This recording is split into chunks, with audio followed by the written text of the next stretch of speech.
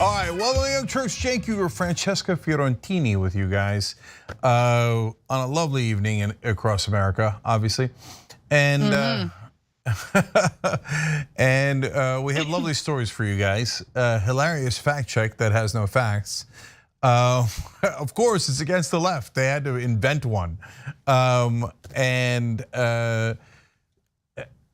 So many other stories, including the one we're about to do that's got me in a wonderful rage. And we had a little powwow before the show and decided that we were going to do an excellent show for you guys. So since that decision has been made, well, obviously you're about to get an excellent show. So having said all that, Francesca, take it away. All right, let's do it. So you might think that a goal for Democrats in the 2022 midterms would be to defend the majority and make sure that swing seats don't go red. Sadly, that is not the case for the 5th ranking House Democrat, Hakeem Jeffries. His priority, it seems, is beating progressive challengers against Democratic incumbents in deep blue districts. So let me give you more because there's a new PAC in town. Jeffries and 2 of his House Democrat allies on Wednesday rolled out the first slate of endorsements from Team Blue PAC, a political action committee intended to protect incumbents from intra-party attacks. The endorsements and their attendant $5,000 campaign contributions are the strongest demonstration of support yet from Jeffries and his allies and serve as a warning shot to primary challengers seeking to unseat incumbents as Democrats fight to hold on to their fragile majorities. Okay, so what are the seats that we're looking at? What are these races? Pretty predictable and one very familiar one. So the lawmakers united in effort to provide resources to the increasing number of House Democrats who face primary challenges, in particular from the left. That circumstance faces the 5 incumbents who received endorsements on Wednesday. Representatives Shontel Brown, Danny Davis, Carolyn Maloney of New York, Donald Payne of New Jersey, and Dina Titus of Nevada. All of whom are being primaried by candidates who were endorsed by the Justice Democrats, including our Senator Nina Turner, who is currently challenging Shontel Brown, of course. Everyone support that campaign. Others are Keena Collins primarying Danny Davis in Illinois, Amy Villela in Nevada going up against Dina Titus, Suraj Patel going up against Carolyn Maloney in New York. Again, all of these are Justice Democrats.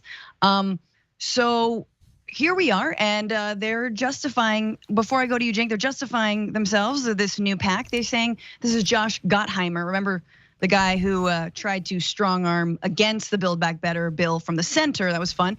Quote, we want to support common sense members who are delivering for their districts and helping advance the Democratic agenda to create jobs and cut costs for their constituents.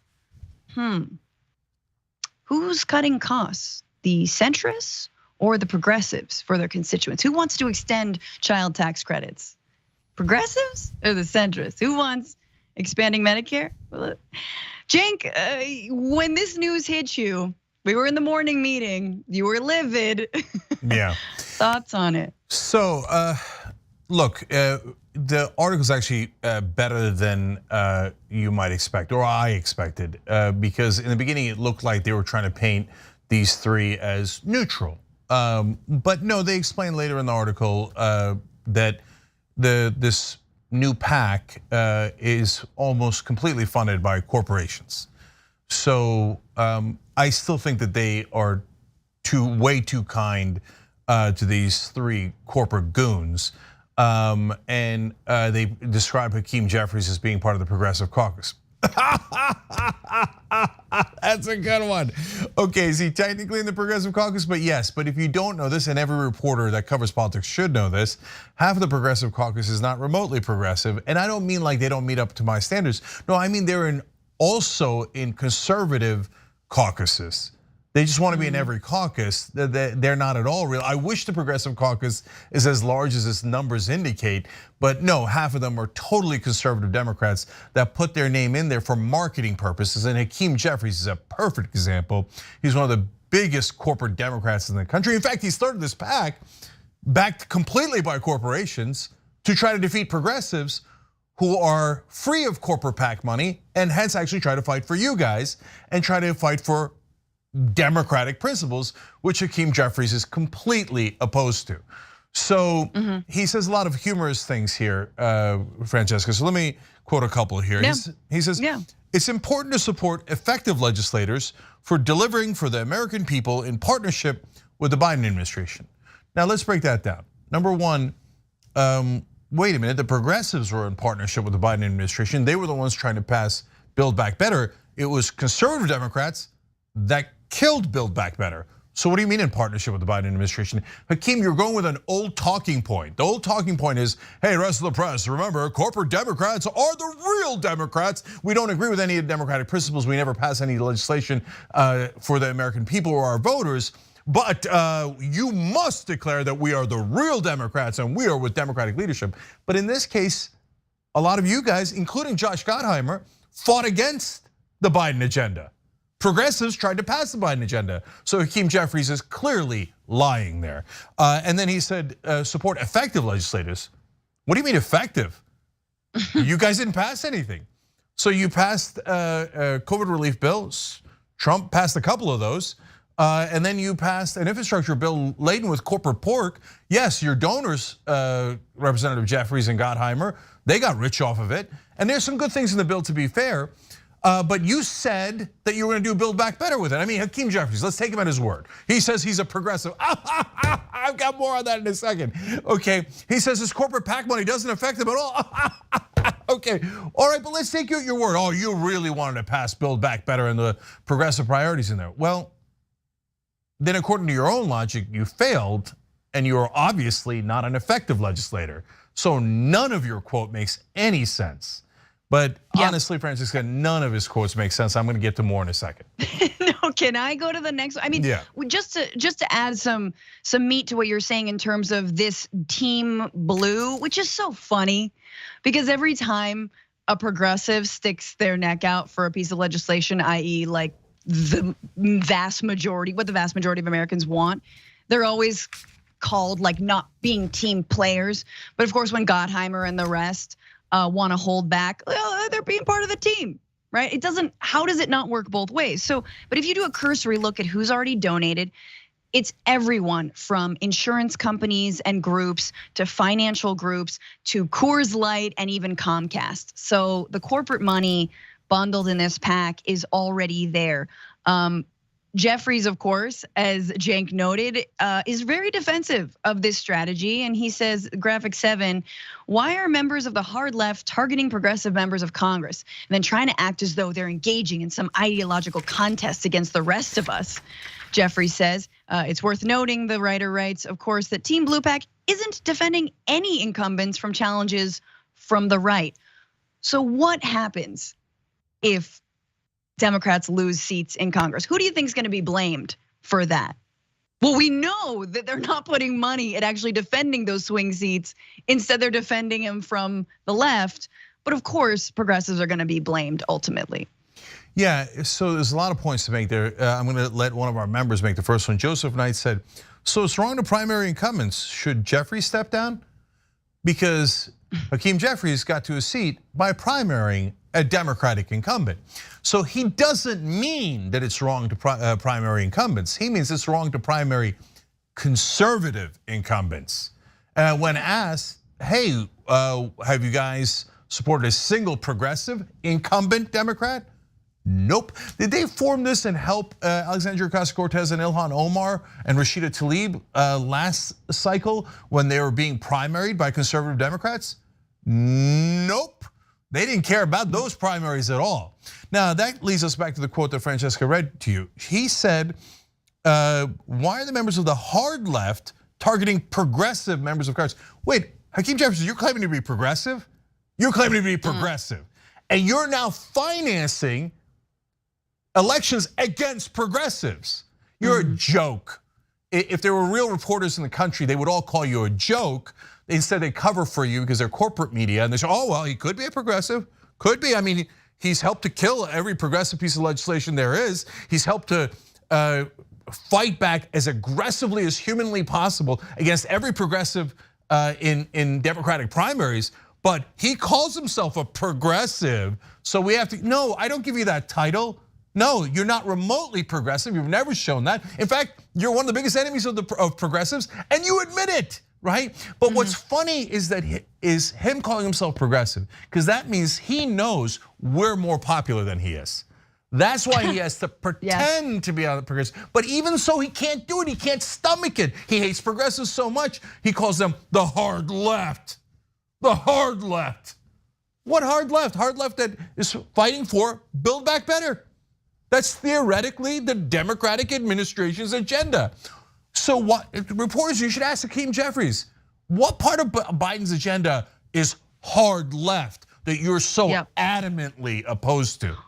Oh, it's the child. I mean, honestly, it's senior citizens getting both dental and hearing aids. Like that's, radical. Hard left, hard left. Yeah.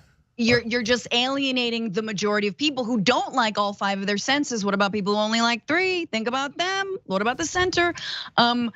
Which 2 more notes. Y'all need to know, obviously, that Hakeem Jeffries is seen as the heir to the speakership if the Democrats actually retain the House, and if Nancy Pelosi ever steps down from that role and ever decides not to run again, because again, she's running again. So it doesn't really bode well for leadership.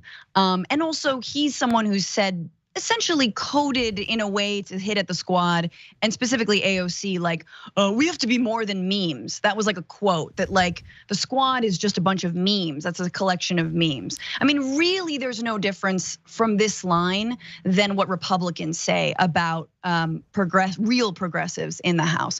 Just one horrible quote more from Hakeem Jeffries. He says, is there any evidence that their voting record, I am assuming he means the hard left, and advocacy has been influenced by people who have contributed to them?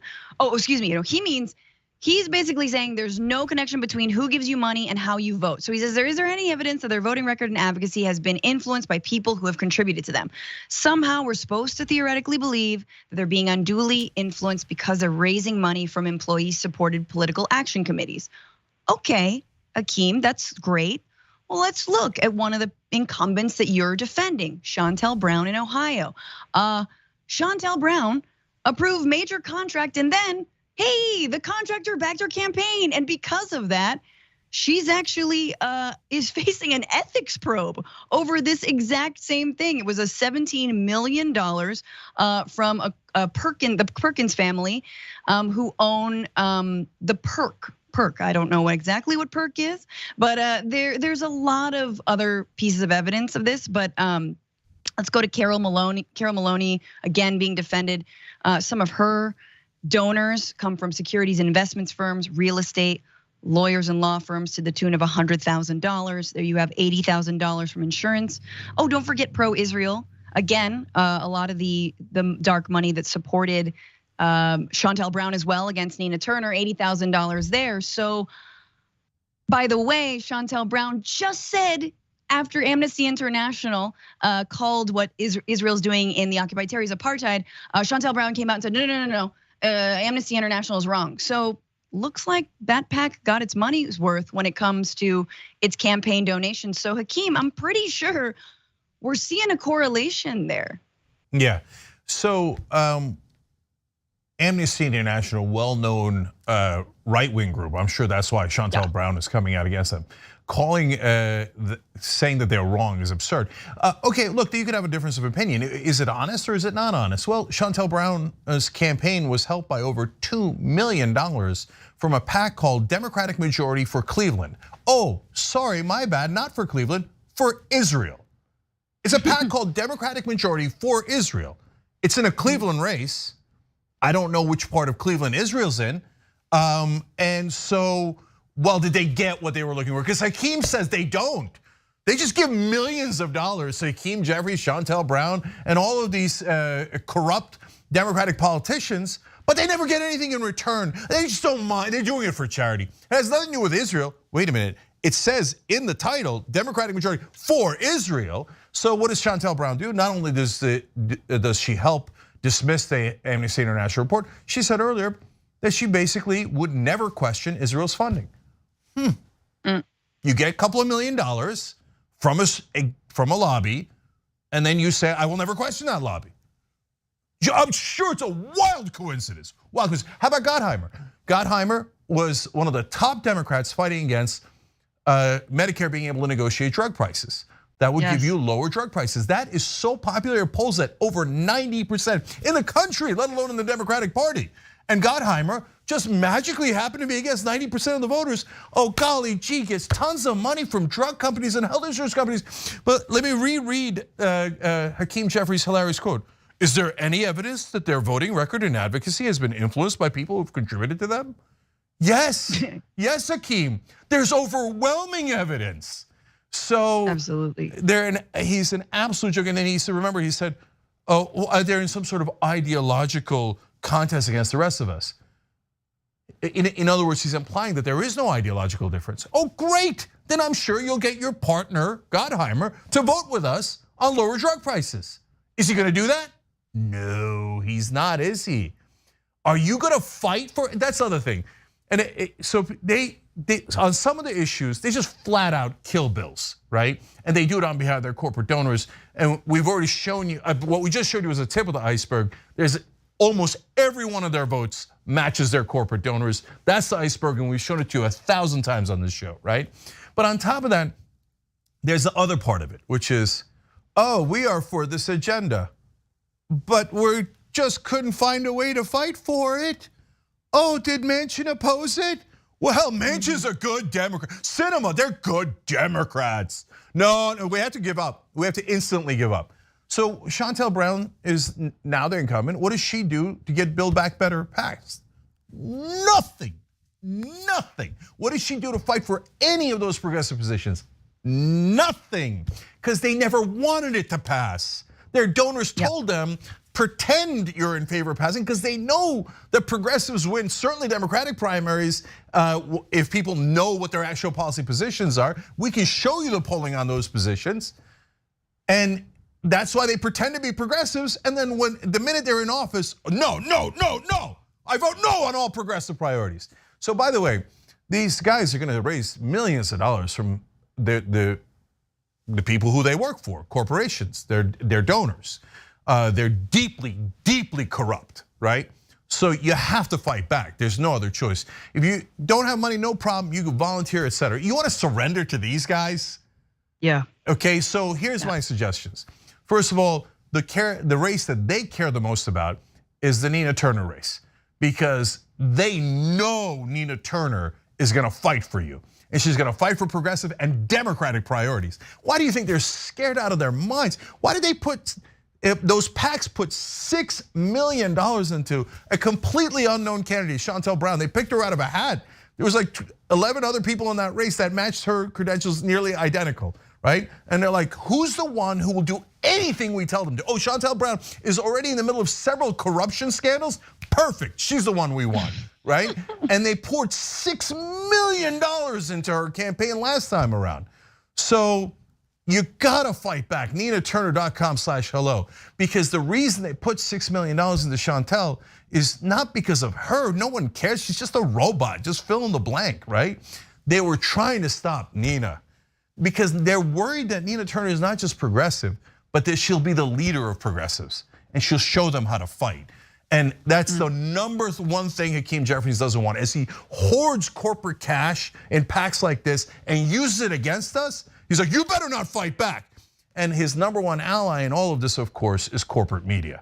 Oh, I can't tell the difference between Democrats. Hakeem Jeffries might be a progressive. I don't know. I can't tell. Well, look at their votes. Look at their actions. So one more thing here. Just a couple of other races. That Dina Titus race in Nevada versus Amy Vilela. Amy Vilela, another really strong progressive. You should back her as well. She was in the original Lockdown the House movie with AOC and Cori Bush, and they're already in Congress. Her daughter died because of insurance issues. That's a fact. We covered it before.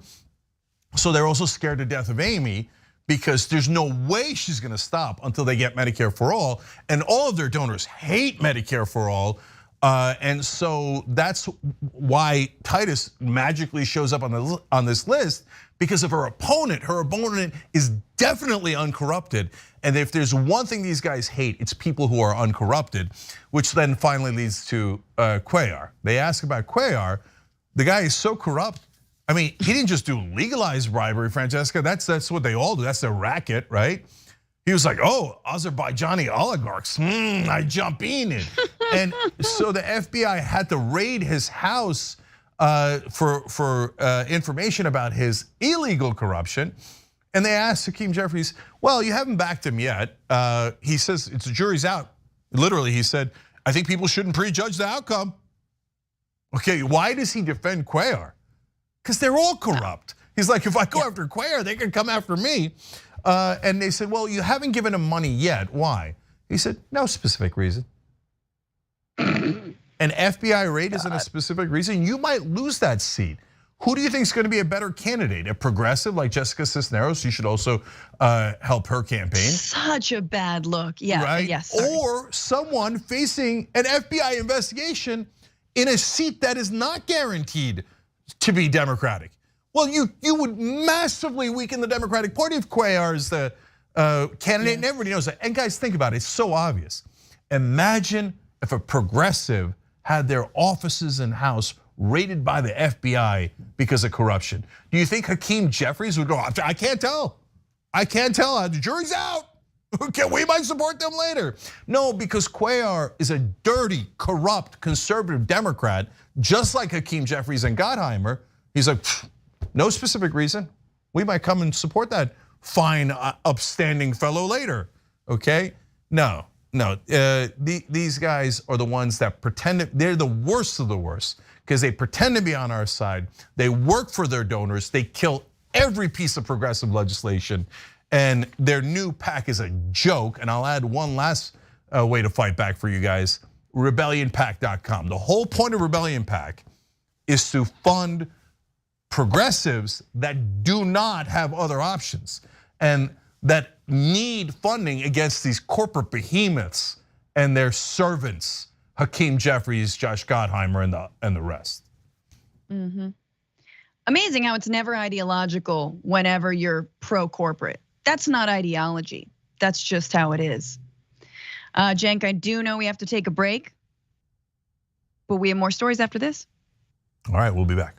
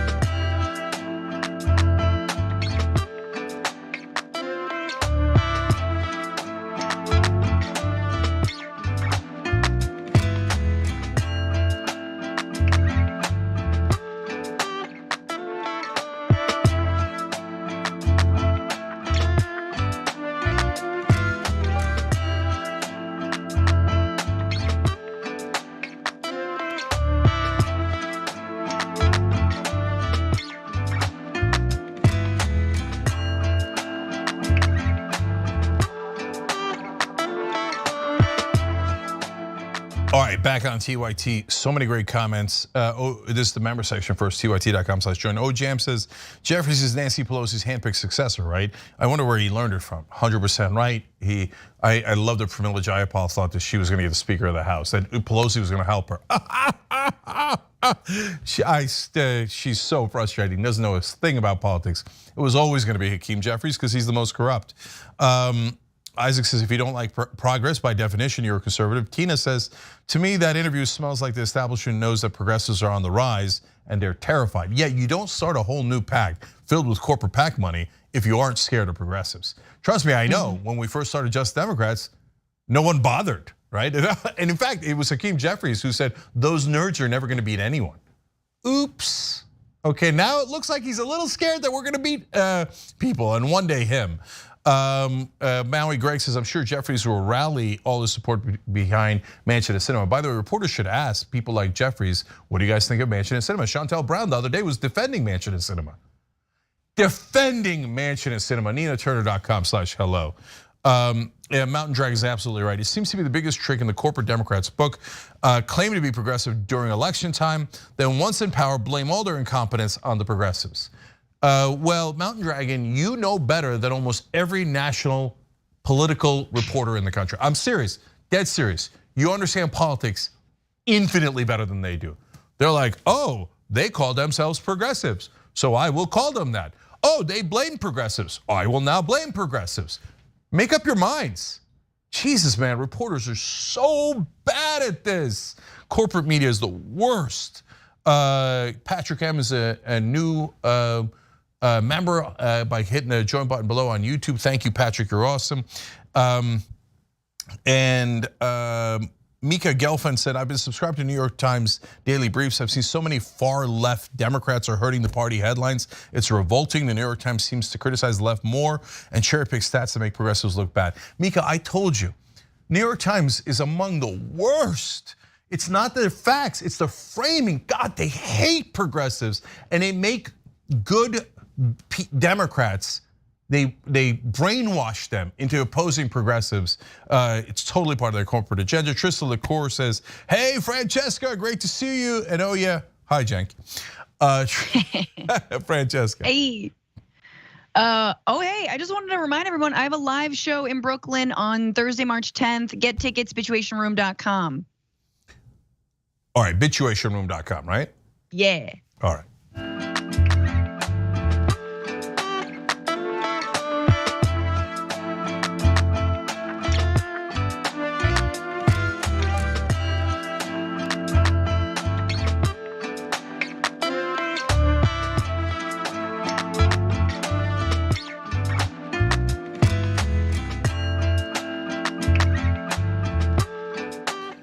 All right, back on TYT, Cenk and Francesca with you guys. Take it away, friend. All right, well, some of those that work forces, as it's been said. This week, a DC police officer has been suspended for so-called improper contact with the Proud Boys. So who and what happened? Let's get more details, those that we can gather. So the officials identified Officer Shane Lamond, who is a 22-year veteran. Law enforcement officials said there's evidence suggesting communications between Lamond and Henry Enrique Tarrio. I think you probably remember him. He's like the leader of the Proud Boys, who described himself as the former chairman of the group. Okay, sorry, chairman. I guess they're chairman now. Speaking at a DC news conference, Police Chief Robert J. Conti III said only that a member of the department had been placed on administrative leave. Mind you, no one's gotten fired, of course.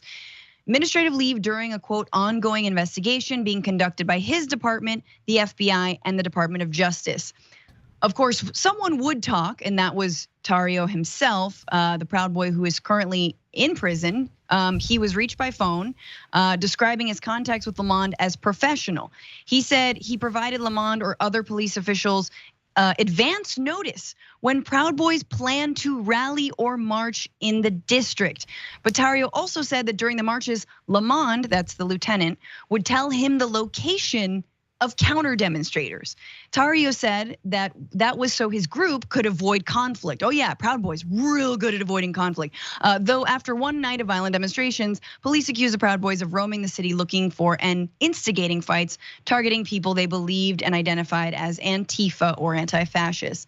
Now I think you guys probably remember that Tarrio was in the news last year because it was discovered that years ago, he actually worked for the FBI, specifically in Miami, on a number of drug busts and immigrant trafficking busts, because he wanted to lessen his own sentence for theft and crimes that he had committed. So while nothing is currently known, this article continues about the Lamond case. It doesn't suggest recent interactions between Tarrio and the FBI. Court records show that yes, years ago, he was a prolific cooperator with federal and local law enforcement in South Florida, cooperation that grew out of his 2012 fraud case in which he pleaded guilty to helping sell stolen goods. I just wanna give you guys some more context because obviously it's a big deal that the Proud Boys have direct contacts with the DC police. And these are claims that protesters from BLM to climate justice organizers to global justice organizers for years, for decades, to Antifa themselves have said, look, white nationalists are protected by the police. Nobody believes them, nobody listens to them. Not that there's video evidence or anything, and we're gonna show a little bit of that. But this, for those of you who, if we're retracing the Hansel and Gretel breadcrumbs to January 6th, there were many different indicators that the police were going to be lax on any Trump voters. So you had in July, there were demonstrations in DC led by the Proud Boys. Then in November, there was the Million MAGA March. And this is from that Million MAGA March. DC protesters who have spent months calling for criminal justice reform say that they were outnumbered and violently attacked by Proud Boys and other far-right agitators, while police stood by, and at least 3 of them suffered knife wounds. So, okay, standing by is bad enough, but not only that, there are photos of Proud Boys fist bumping with DC Metropolitan Police. And in addition, this article continues, Trump supporters waving flags bearing a thin blue line, a pro-police symbol that critics have long claimed also stands for white supremacy and opposition to Black Lives Matter, cheered officers as they passed. Several then lined up for photos with officers who smiled and flashed thumbs up gestures for the camera. So the collusion is nothing new, but this now proven contact between someone from the Proud Boys and now this lieutenant in the DC Police Department. We'll see where this goes. This is still in the early stages. We don't know what they talked about, but even giving the location of demonstrators and counter demonstrators, like I've never seen that bestowed upon any demonstrator actually fighting for civil rights, human rights, environmental rights, anything. Never seen that kind of interaction. Yeah, so I can prove that in a second. But first, an ironic defense of Tarrio. So is he a notorious snitch? Yes, he is. And so then the left wing says, this guy, Proud Boys, you got played. Maybe this guy's a snitch for the cops against the Proud Boys to infiltrate them. And the right wing is also worried about the deep state and my God, what if they're infiltrating us? And did, first of all, Tarrio wasn't there on January 6th because he had been arrested earlier, okay? Yes. By the way, that could also be a thing that you do as a cover for informants. So why am I convinced in this case he is not, okay?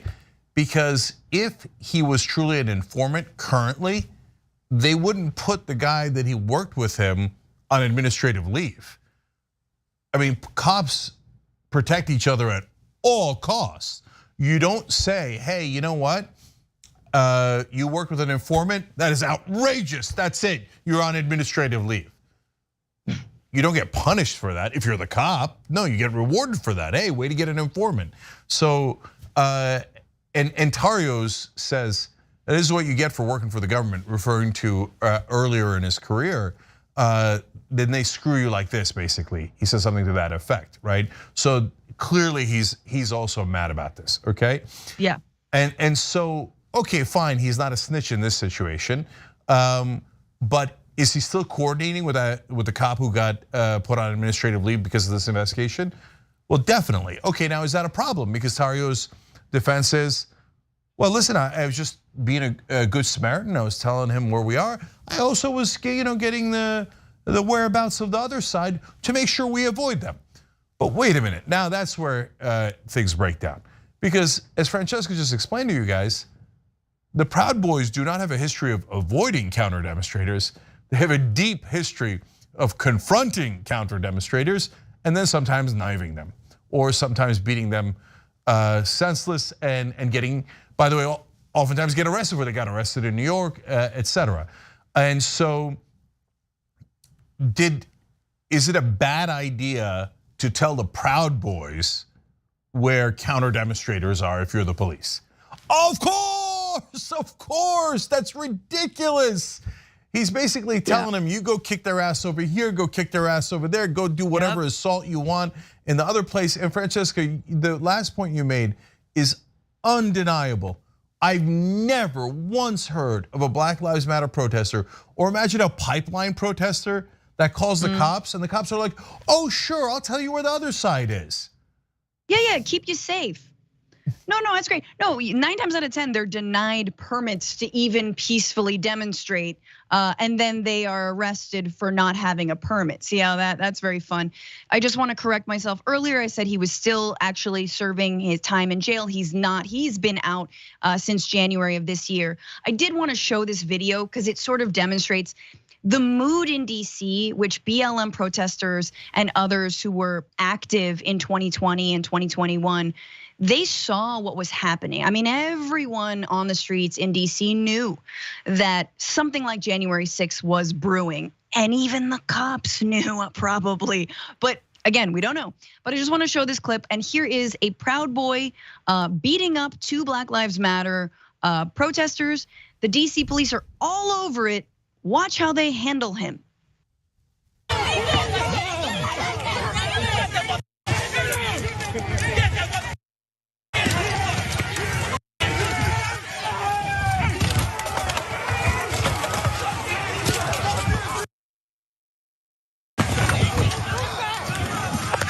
Get off of him! Get off of him! Get off of him! Get off of him! Back up!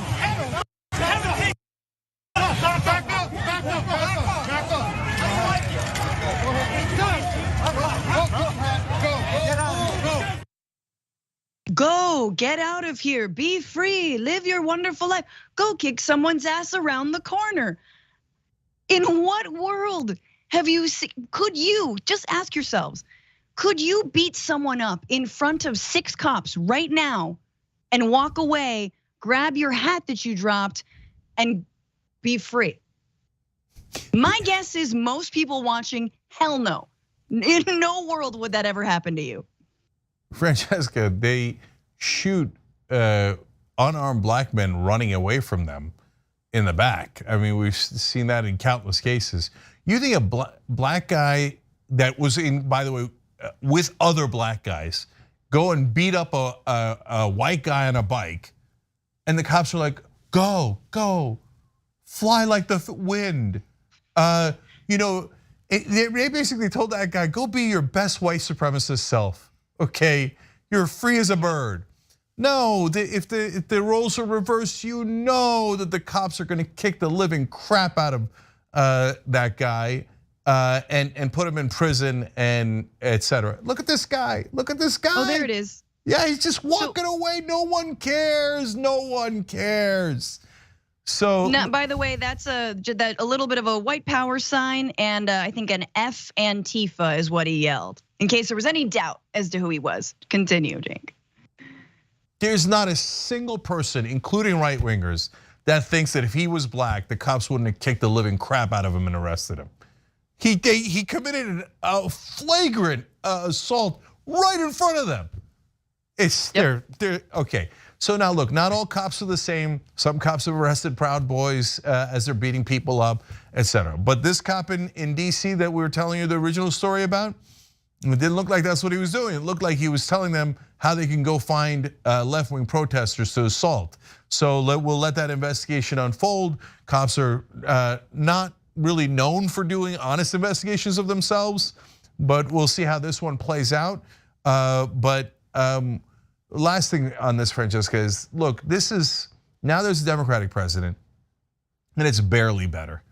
If we get another radical right wing that's in charge, I'm really worried about how they're gonna unleash the bad cops onto all of the rest of us, and they're chomping at the bit, right? Everywhere where there's a Democratic mayor, they're like, they won't let us assault minorities anymore. We hate this guy, right? So the minute there's a Republican in charge, oh boy, this is gonna be super ugly. looking back on this footage, I put that in sort of the hurt place of my brain because I'm like trying to look forward. But like looking back at that footage, you just remember how bad 2020 was and how much worse it will get if we again elect another fascist, a Trump himself or a Trump variant, as I like to say. I just want to end this story by saying, in no way are Cenk and I taking Tarrio at his word. No, him being like, oh, we just coordinated about location. Do we think that that's all it was?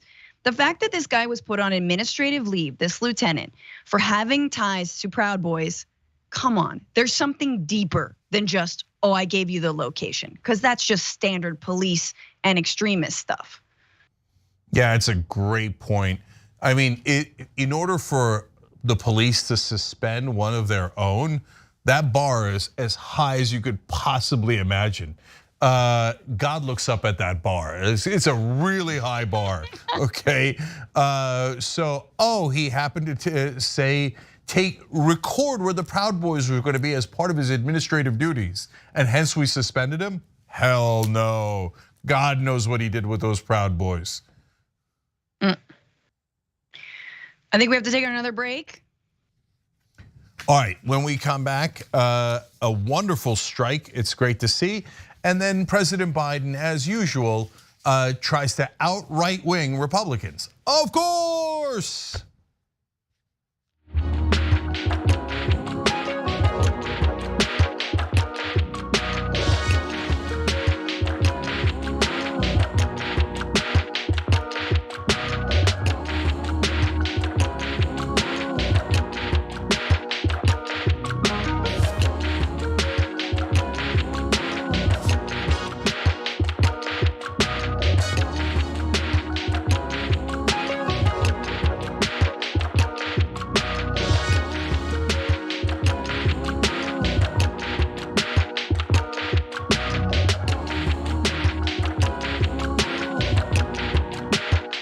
All right, some programming notes for you guys. First of all, the crazed folks at Shop TYT are really gung-ho about our 20th anniversary. So they're still doing a 20% off site-wide, shoptyt.com.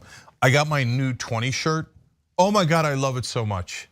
I wore it yesterday. Yay. It looks beautiful, okay? And that Canvas 2022, we should send one to Hakeem Jeffries.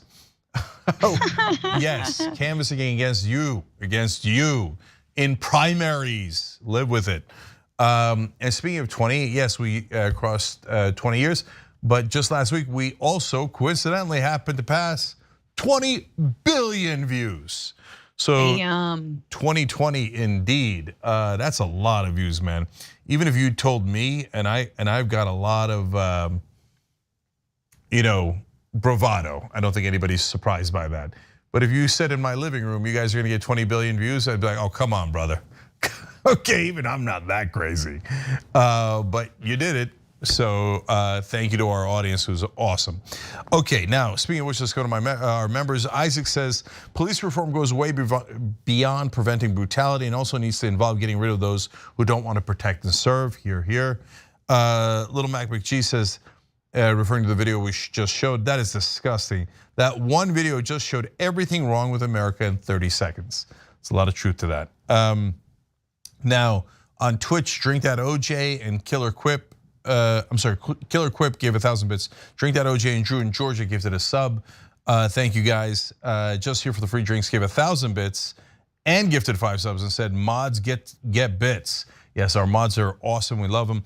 Antarctic Prime wrote in, so it's official now. Both parties are just openly set on self-destruction. We need to abolish the entire political system minus progressives and build everything new from the ground up, referring to the Hakeem Jeffries story.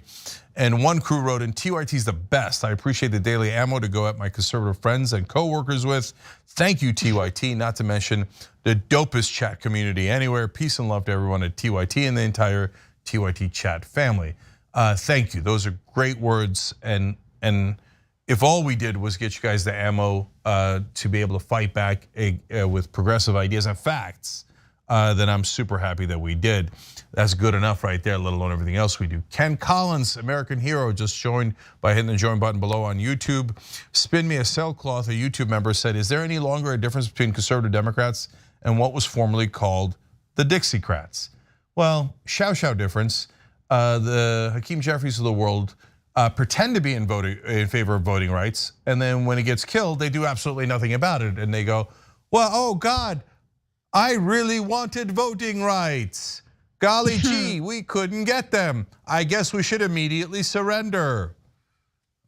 Okay.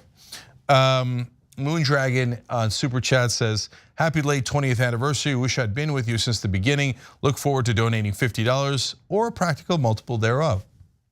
Okay, as long as it's practical, but we love you. Thank you for chipping in the $20 for our 20th anniversary. We deeply appreciate it. We'll see you all in a sec.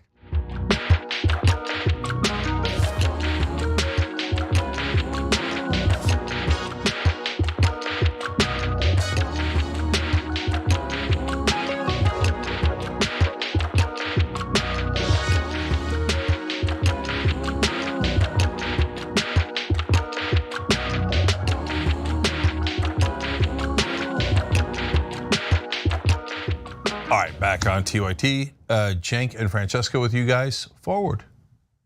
All right.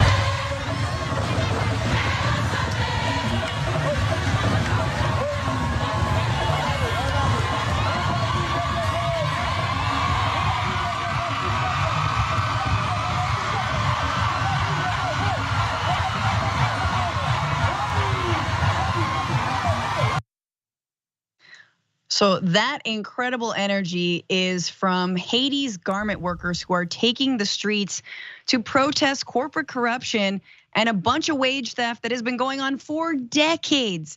And given everything that's going on in Haiti with the political instability, now seems like just a good time as any. So more details on that. Workers employed at factories that produce textiles and other goods say they make 500 gourds, that's $5 a day, for 9 hours of work, and are seeking a minimum of 1,500 gourds or $15 a day. Imagine, yes, Haiti $15 a day. Here we're trying to fight for $15 an hour. Their demands come as Haiti has seen a sharp rise also in inflation. One factory worker, Telemark Pierre, says salaries have not been adjusted in 3 years. He says that workers spend 200 gourds, $2 a day on transportation alone, and that their salary does not cover basic needs. So imagine that you're making 5 a day, you spend 2 on transportation, 3 left for what?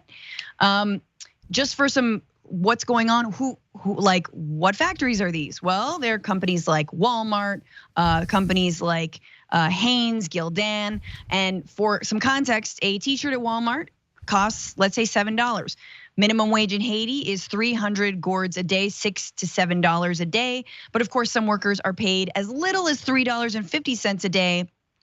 And this guy, for example, says he makes $5 a day. It's been a week of strikes, by the way. This is, I believe, day 5, but it's been going on for quite a while. For those of you who don't know, garment industry in Haiti is huge. It's a big employer, and a lot of corporations make bank exploiting Haitian workers. So Haiti's garment industry is focused on low-end apparel and clothing, cranking out plain t-shirts for North American companies such as Gildan, Hanes, and Walmart. According to the Inter-American Development Bank, the industry makes up 80 to 90% of the country's exports.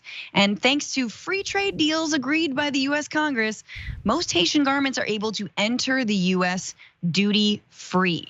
And that article is actually even from a few years ago, so you can only imagine how things have worsened given the 2010 earthquake, given the assassination of the president of Haiti, Jovenel Moïse. Last year, we covered that. There's a political angle to all this, and who are some of the backers of that? But maybe Cenk, you want to chime in with some of your thoughts on this uprising? Yeah, so I love it. That video gives me life. We should do likewise here. And by the way, truckers in Canada, that's a real cause, okay? I'd like to endanger my fellow citizens by spreading disease to them is not the world's greatest cause for workers to unite around. That's why no one else in Canada supports you. Hey, we can't live on these wages. My kids are starving. That's a real cause. That's a real cause, and that's what real worker power looks like. And they should do that more and more and more. So now, am I in favor of strikes in all instances? No. so that you always have to look at the facts, okay? So are these companies like poor Walmart losing money? And well, look, there's no margins, there's nothing they could do, they're about to go bankrupt, so that's all they could afford to pay their workers. You know how this is gonna. No, they make billions upon billions, not in revenue, in profits. In profits. So whether it's raising, and get a load of this too, by the way, they're raising the prices in Haiti on their goods, but not raising the wages of the workers in Haiti, who are then doubly screwed, okay? So you can't go around claiming, oh, I had to raise prices because I didn't have a choice, and I had to pay awful, unlivable wages if you're making billions in profits. No, that means you're choosing to pay terrible wages. And power never concedes without a demand. So that was the Haitian workers right there demanding, as a lot of the workers in America should do as well. And of course, this gets into corporate power, as almost all of these stories do, including the free trade deals that America signed. The corporations rule our government. They're the ones who wrote those deals. They're the ones who signed those deals. And so, and guys, understand this isn't just about the workers in Haiti. This is also about the workers here, because when you pay somebody in Haiti $4 or $5 a day, that means you don't have to pay an American $15 an hour to do that same job. You just outsource the job, and the pain of foreign workers are almost never covered by American corporate media. So hey, see no evil, and you think there's no evil, but trust me, it's right there. Yeah, and I do want to give some background to the ways that the political instability in Haiti, again, the assassination of the president, and some of the foreign-backed free trade agreements and deals that give us exploited garment workers who are getting paid $5 a day, how those are very deeply linked. And just go back to memory lane here. So in January 2011, Hillary Clinton, in her role as Obama's Secretary of State, flew to Port-au-Prince to demand that this was a party Preval's candidate be taken out of the race. Didn't like that candidate, and replaced by a third place finisher, a right-wing populist pop singer named Michelle Sweet Mickey Martelly. Martelly appealed to the most powerful international actors in Haiti, including Bill Clinton, because of his enthusiastic support for foreign investment schemes, including a push to reinvigorate Haiti's garment assembly sector, in which Haitian people would be used as cheap labor to make clothes. Now, Haiti's garment sector had already been going and trucking, but the Martelly years, so this guy wins. The Martelly years end up being some of the most corrupt in Haiti in a generation. A Haiti anti-corruption watchdog reported in 2017 that much of the $2 billion Venezuelan Petrocaribe oil loans, so loans that the country got, money freed up to be spent on infrastructure, public health, and other needs, had been embezzled during the Martelly presidency. By then, Martelly had left office, handing power to his hand-picked successor, a largely unknown businessman from Haiti's rural north called Jovenel Moïse, the guy who was assassinated last year. And there's all kinds of shakeup in terms of what's going on now. Investigations into his assassination, who is behind it. It seems like the prime minister, the current acting president, might actually be involved, and that's a whole other angle on this. But just to show you that what's good for corporations goes first. It doesn't matter what Haitians want. It doesn't matter the promise of funds. It doesn't matter that the United States and the UN have dumped billions of dollars into Haiti, right? Billions. Oh, we're always being told to donate to Haiti. Got to have money for Haiti. Meanwhile, we're against raising wages. The Clintons have not only advocated, put their thumb on the scale politically, but they've also advocated for maintaining garment wages, workers' wages at that level. Again, this is Haiti is a perfect example of the ways that Democrats absolutely push neoliberal economics around the world in the same ways that Republicans do. Yeah, so one last culprit here, as usual, corporate media. So in America, construction workers go on strike, no one covers it. Truckers go on strike, but they're right-wingers in Canada, the press is all over it, all over it. How often have you seen this Haitian story in corporate media? Almost never, of course, right? But I get it. It's a different country, and they're not blocking a bridge to America. Okay, I'm going to give them every benefit of the doubt. Okay, but Francesca, you remember when in 2016 during the primaries, American media held Hillary Clinton to account for putting in someone who was verifiably corrupt. Even if she didn't intend to, at a bare minimum, it was a horrible outcome and deep incompetence that Hillary Clinton ruined Haiti by putting that corrupt person in charge. And corporate media was all over that, right? They challenged her endlessly on that, right? Yeah. Oh. I mean, that's the thing. It's like, no, they're focused on her emails. Go after her for something real. Exactly. You know what I mean? And Bernie was the only one who said, remember Bernie said something like, oh, I wouldn't brag if Henry Kissinger were my friend. It was the only mention. And everyone got so mad at him. How dare you talk about her foreign policy record? Yeah, no, media is disgusting. They browbeat Bernie in the Brooklyn debate like, are you saying that the money she took from the bankers affected anything she did? They asked with a scowl. Yeah.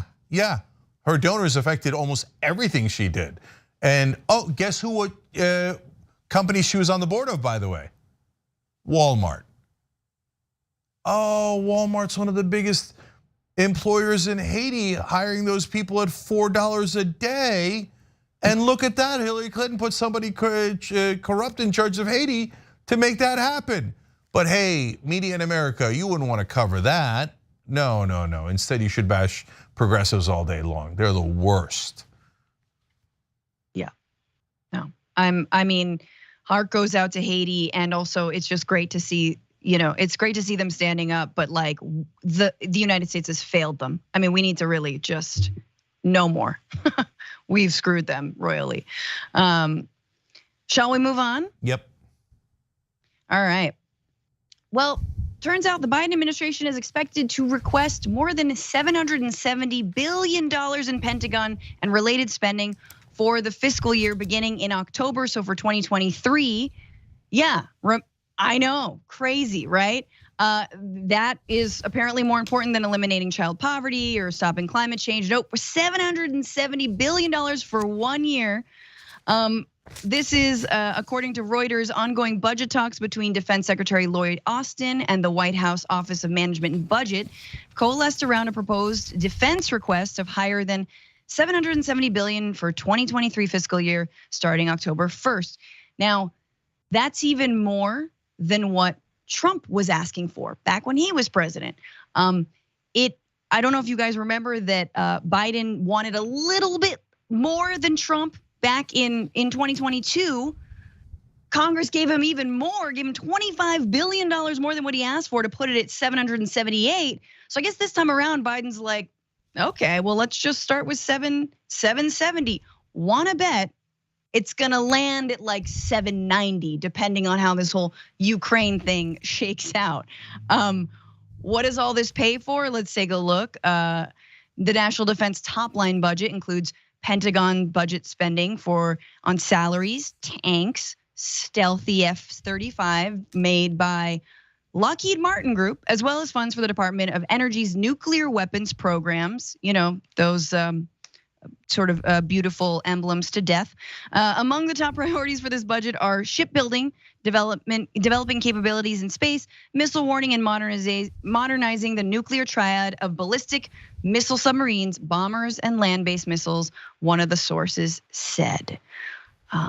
Finally, who benefits from all this? Well, the biggest beneficiaries of the budget would be US defense contractors, including Lockheed, Northrop Grumman, and General Dynamics. Yeah, so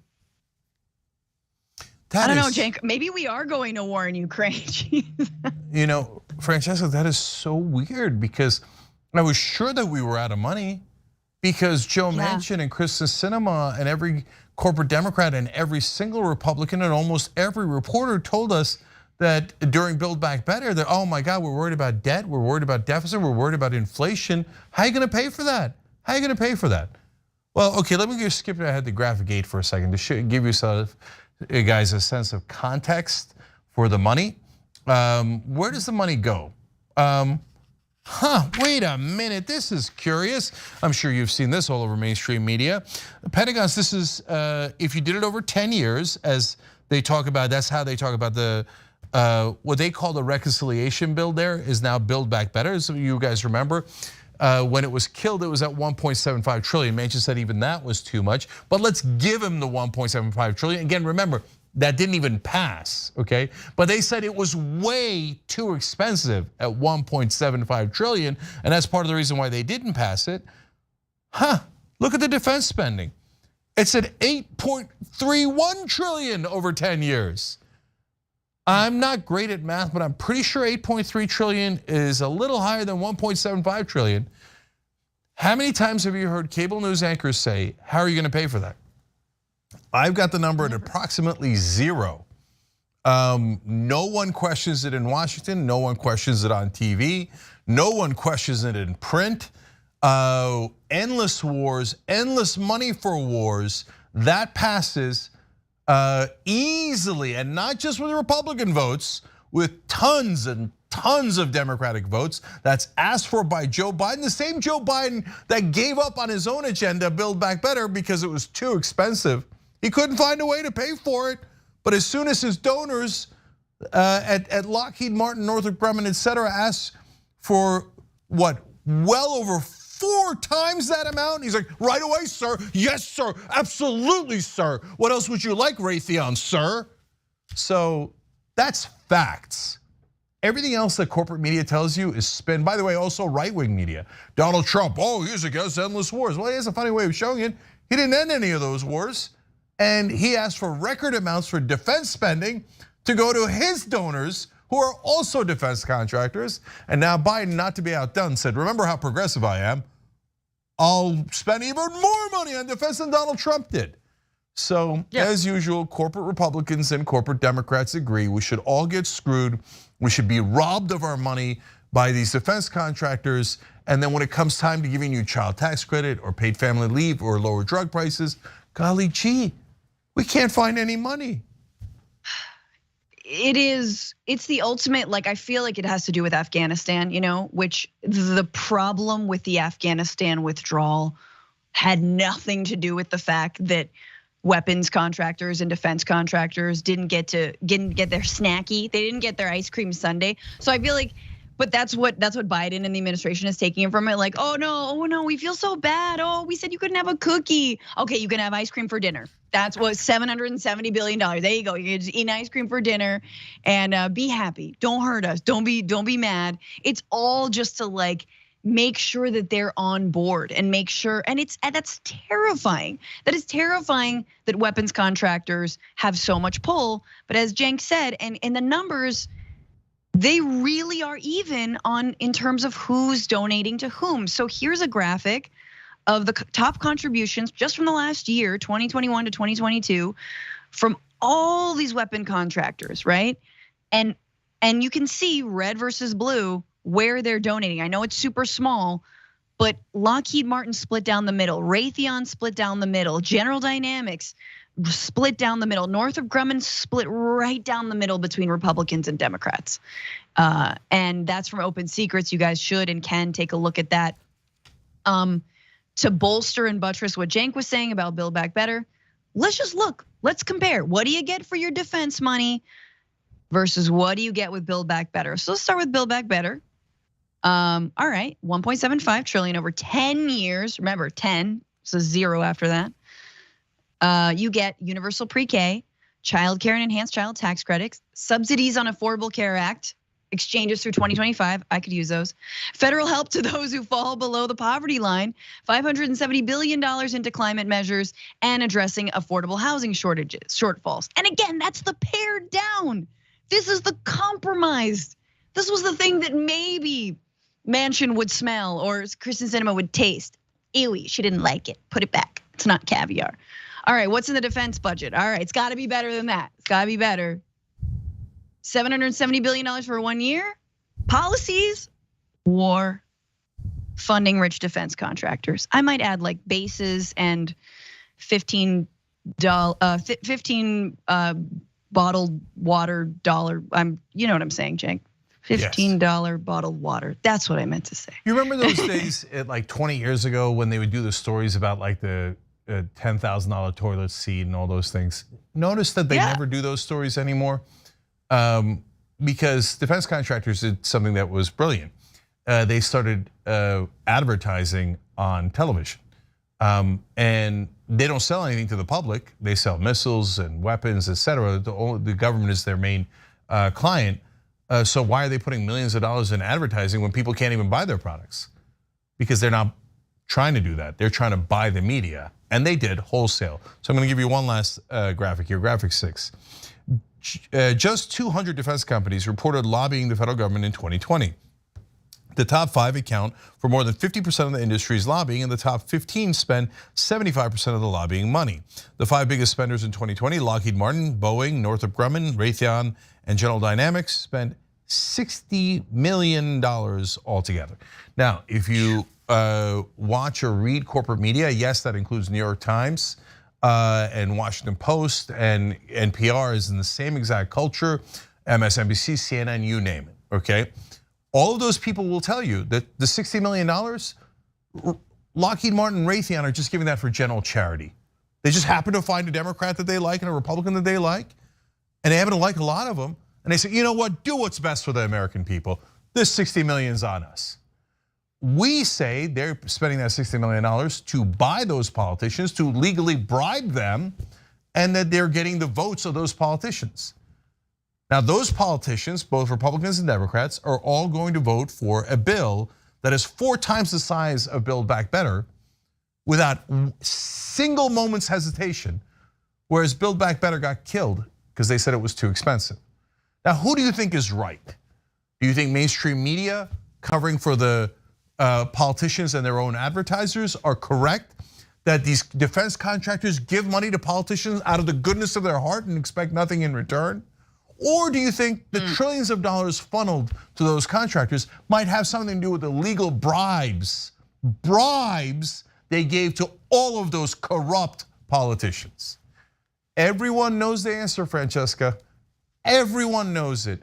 It's so humiliating to be a mainstream media reporter or editor who has to go out there and go, no, it's not true. They're doing it for the general welfare. And politicians are honest and they don't care about the donor money. Humiliating. And it's also, unless we're in a hot war or like, I mean, they didn't care about Afghanistan until Biden decided to pull out of it, right? That's it. That's the only time that they care. They're not even gonna cover drone strikes, really. But that's the only time they care, is when it looks bad and we get to funnel more money in. And again, you have to follow the money. Who is paying them? Who's behind that media coverage that can again keep on fueling this war machine? That's not making us any safer, guys. Who's being made safer by us amassing troops right now? Or like an anti-missile defense system in Poland. You guys, totally, me too. I wake up every morning and I'm like, thank God for that anti-missile system that NATO and the UN and the United States. That's it. That's the one. I'm melting down, Cenk. I'm melting. No, but guys, you last thing in the article, they bother explaining, but they don't say it as framing in the same way that I'm. They say earnestly, oh well, obviously all of our weapons have to be modernized, and the weapons we just bought just a couple of years ago are now antiquated and have to be transitioned out. Why? We just bought them a little while ago. It seems like it's like a racket where you just keep buying new weapons that you don't need and just taking the weapons that cost us trillions of dollars and throwing them in the garbage just so the defense contractors make more money. That's what it appears to be, but no, the report writes it as, no, they have to be modernized. The other ones have to be thrown in the garbage, and they don't note the political contributions.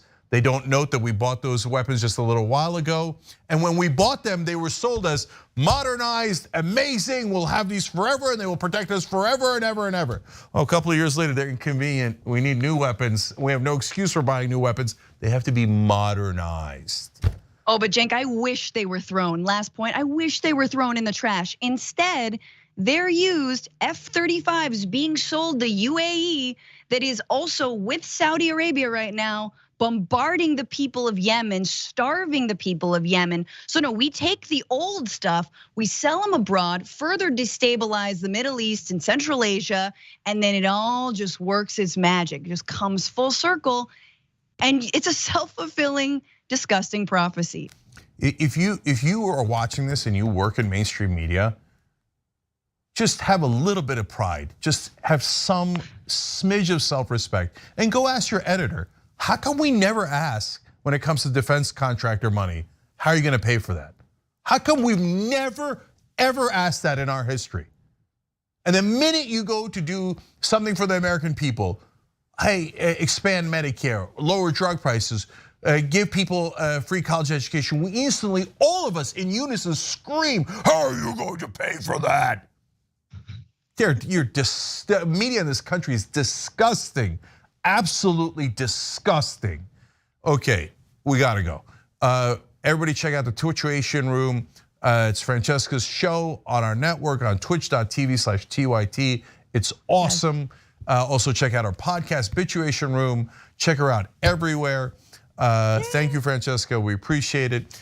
When we come back, Adrian's gonna join us. And if you thought all that was bad, now, corporate media has decided to put just flat out, obvious, provable lies in their fact checks. When we return.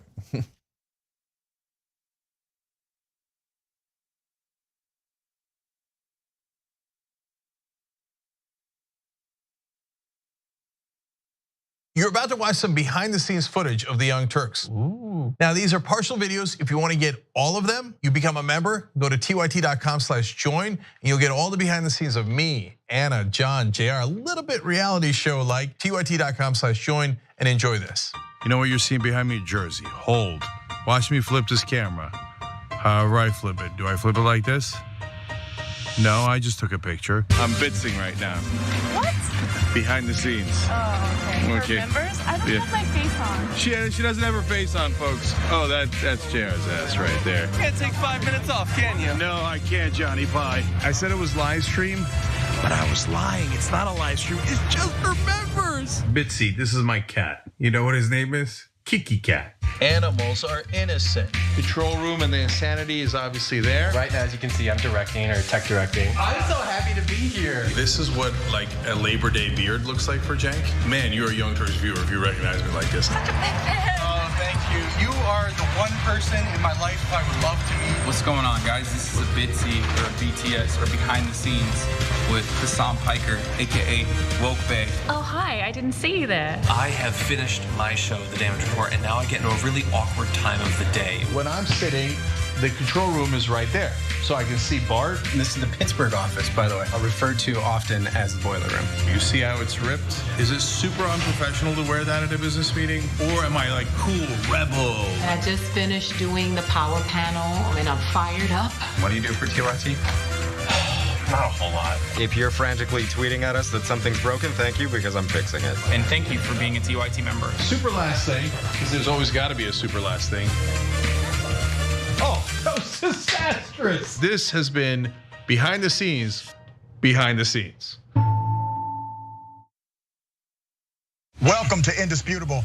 I'm your host, Dr. Rashad Richard. We got a lot happening today. But what do we do on this show? We tell the truth. You know why we tell the truth? Because the truth is simply indisputable. Rashad, great to be here. Congratulations on the new show. And I gotta let everybody know that Rashad and I go way back. Here's the pattern that we see in all of these Karen stories. They think they own stuff they do not own. Now, where does that come from? I don't know, maybe slavery. Maybe they think they should still own black people. This is what happens when Karens weaponize the police. When you're used to privilege, equality seems like oppression. It hits you in a certain way when someone is holding you against your will, treating you like you're a criminal and you're an innocent person. This is something that black people face no matter where they are. A stronger black economy lends itself to a stronger, greater economy. Don't think it's exclusive of you, it's inclusive of you. What's your beef with critical race theory? It adds more fuel to the fire of the racist tendencies that we already have. We have a generation of problem solvers that can remedy the problem if they are properly taught what the problem is. You know who created redlining in this country? The white liberal. I don't give a damn who created it. If it's a racist policy, Shelley, here's what I don't know. I don't know. See, there you go filibustering, brother. You're scared of this truth, but you're gonna get it, though.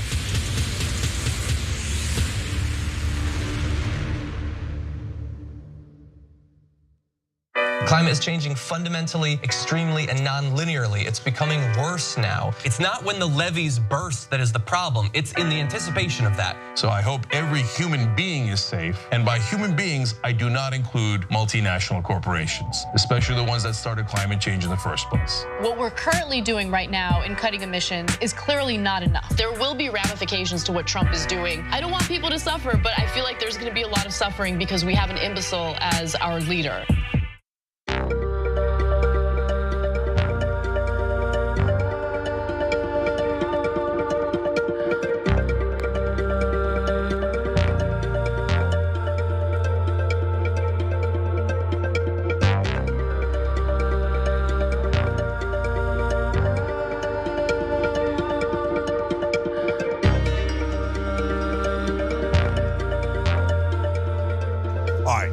TYT, Cenk Uygur, Adrian Lawrence with you guys. Adrian, of course, star of Overruled on Rebel Headquarters. You guys are gonna love it. Check it out.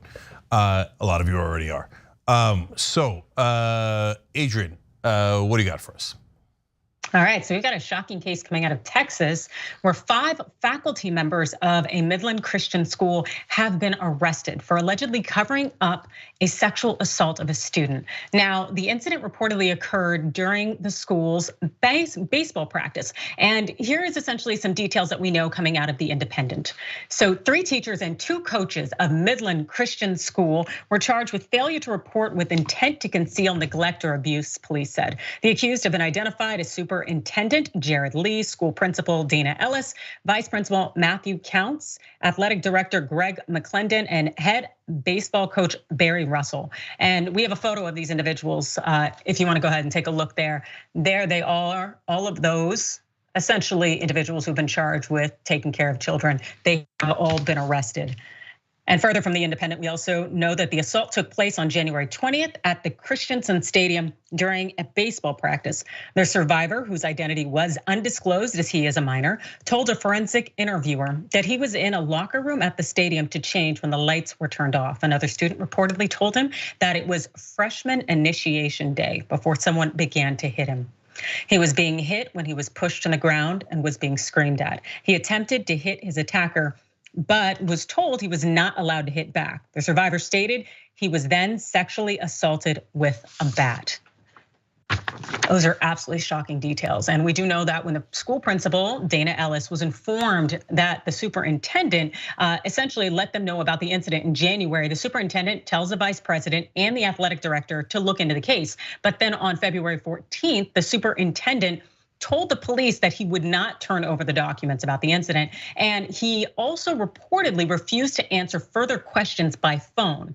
Now, also per the Independent, a search warrant was later served and authorities were able to obtain documents concerning the investigation. Police, however, stated that the documents had only been created a few days before. It was determined during the investigation that the 5 school faculty members involved failed to report the sexual assault as required by Texas's family code, according to authorities. And the emails also obtained by Midland PD, well, they really demonstrate that the school administrators refused to report the abuse to the authorities, which they were required to do so under statute. Also, the unarmed minor that's accused of actually committing the sexual assault here has also been arrested. As to the administrators themselves, well, jail records indicate that all of the faculty members left the Midland County Jail Wednesday on personal recognizance bonds, meaning all they had to do was essentially give their words that they're gonna come back and show up for future court dates. Cenk, how does it sit with you? Yeah, well, not well. And so let's talk about why the administrators might have covered this up. I've got 2 potential reasons. One is connected parents, like the parents, the people who were part of the abuse, know these administrators, something along those lines. Because usually it's like a wink and a nod on these are the good guys in the community, and oh, the one that's being picked on, they're outsiders, we don't like them, so just look away. So that's one potential explanation here, and I'm doing this in a general way. The details of this case are not yet clear. The second possibility is one that you see in a lot of these cases, tradition. So they say, well, hazing is part of our tradition here. So if you can't, so they, sexually assaulted him with a bat.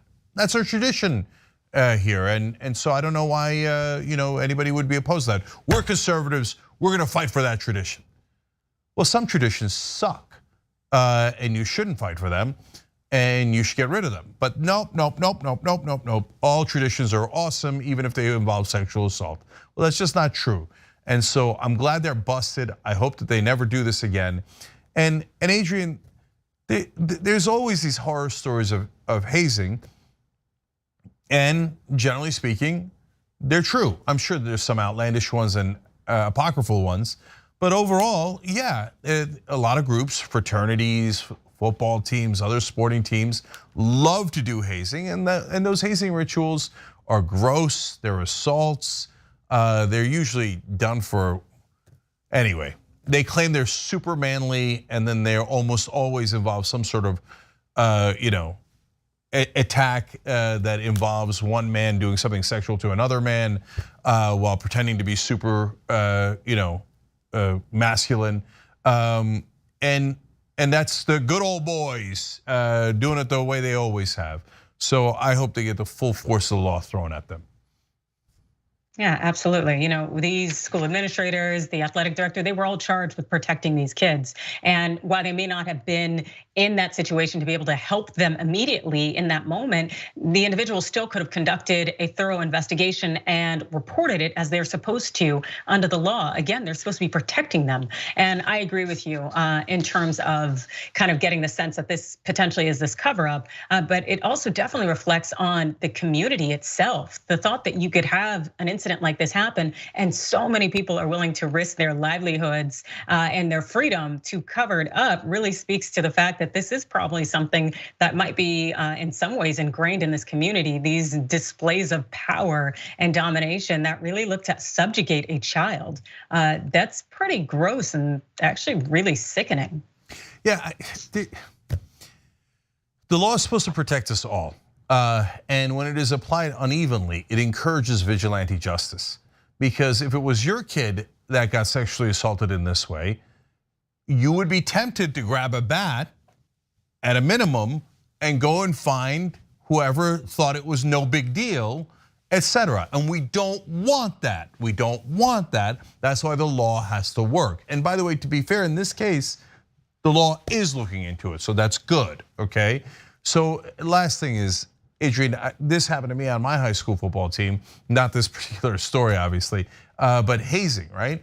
And they said, okay, and I remember the seniors said something, okay, we're gonna take the sophomores, because in our high school, the sophomores were the lowest class, and we're gonna do something gross, right?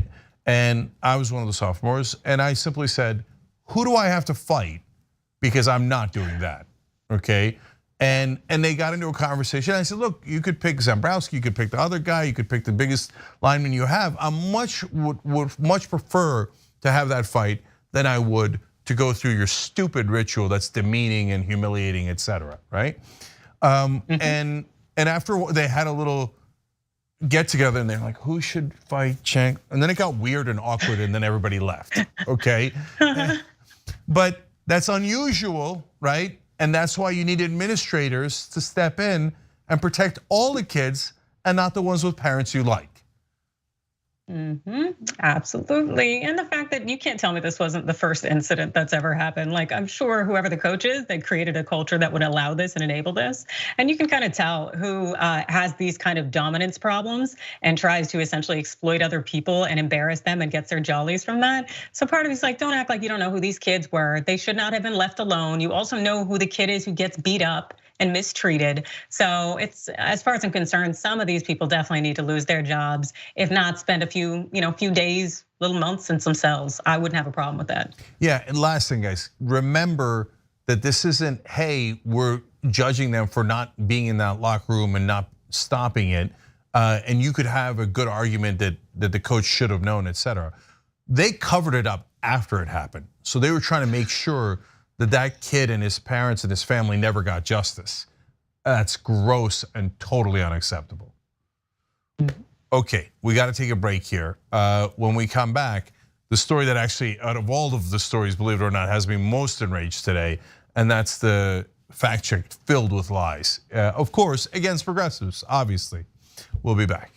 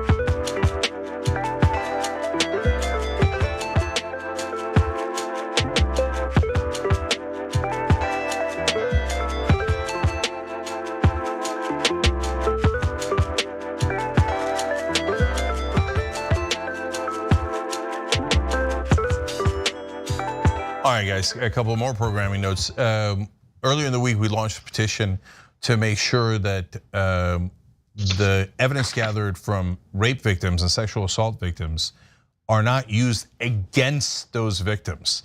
Right now, that is happening all across the country. A story came out earlier this week, and that's what prompted this, that the San Francisco Police Department was getting the DNA of the victims and then trying to pin crimes on them. So go to tyt.com/petitions, sign the petition to make sure it doesn't happen, and get involved. So if, for example, you make a call in your local city or state to find out if this is happening in your neck of the woods, please tell us about it in the comments section of that petition, and we'll put it up as updates, because we want you guys involved in this story. We want to take your petitions, bring it to the San Francisco Police Department, make sure they end this practice, but also any other police department that you find to be doing the same thing. All right, another programming note is the watch list. So that's JR's new show, 9 a.m. Pacific, noon Eastern. Please check it out, youtube.com/watchlistTYT. Make sure you subscribe, support JR if you can, and it's a great show. So you're gonna love it, check it out. And last thing here for now is, sometimes we talk about the impact that we've had and you guys have had in different stories and different movements in the country. You could find out what we're talking about if you go to tyt.com/impacts, where we have some of the stories where we've had a national impact, and every one of those we couldn't do without you. All right, so now let me go to some of the comments here. Let's go to YouTube Super Chat. Neurokinetic writes in, breaking news, they've started making arrests in Ottawa. Good to note, interesting to note. R. Stone says, I can relate with Representative Jeffries. I 100% support having 2% body fat. Those damn cookies and sleeping keeps getting in my way. So that is Hakeem Jeffries' type of logic.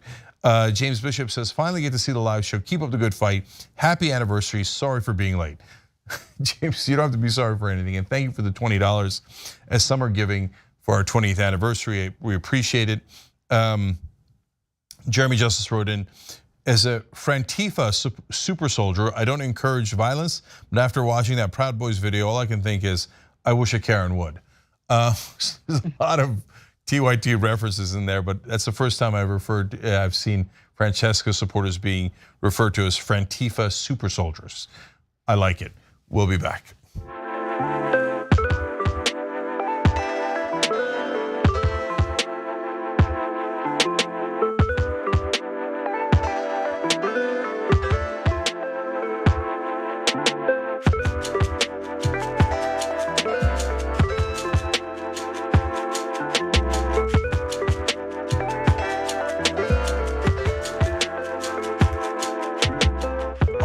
Back on TYT, Cenk and Adrian with you guys. Adrian, take it away.